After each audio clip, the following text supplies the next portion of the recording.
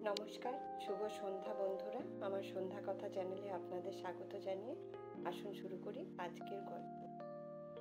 আজকের গল্প সাবধানে যাবি। স্নান সেরে বাথরুম থেকে বেরোলো আশফি।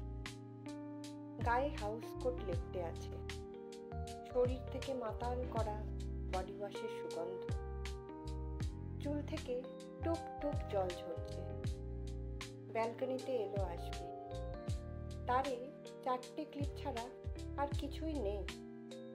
মাথা মোছার টাওয়েলটা খুঁজছে আশফি। কাল বারান্দায় ঝুলিয়ে রেখেছিল, আজ আর সেখানে নেই। মেজাজ সপ্তমে পৌঁছালো। এই বাড়িতে কোনো কিছু ঠিক জায়গায় থাকে না। কি হলো? আমার টাওয়েলটা এখানে ছিল, এখন নেই কেন? ও, ওটা আমি কেচে শুকিয়ে গুছিয়ে রেখেছি।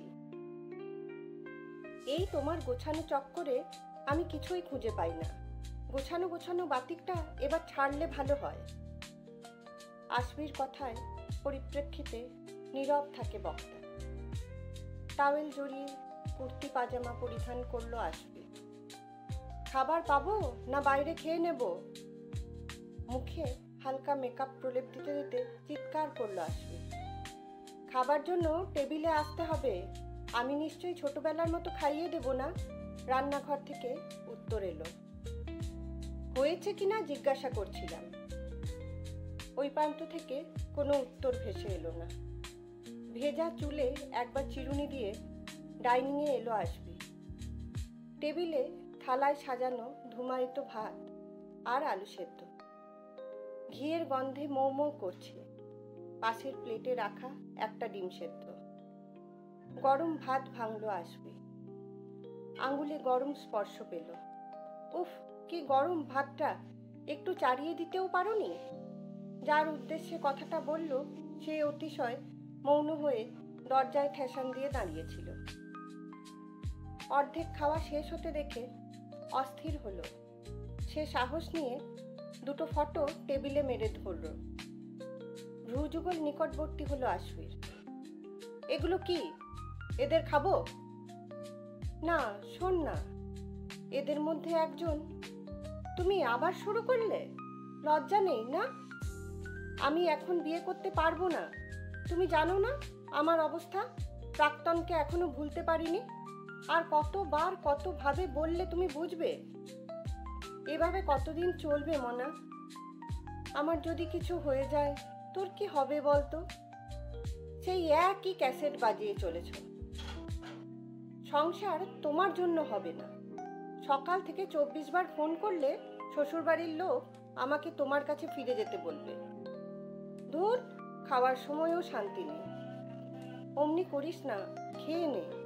বেশ কিছুটা ভাত থালাতে রেখে উঠে গেল আশফি। বেসিনে হাত মুখ ধুয়ে অফিসের ব্যাগটা কাঁধে নিল। আমার জন্য অফিস ভালো, অন্তত শান্তি পায়।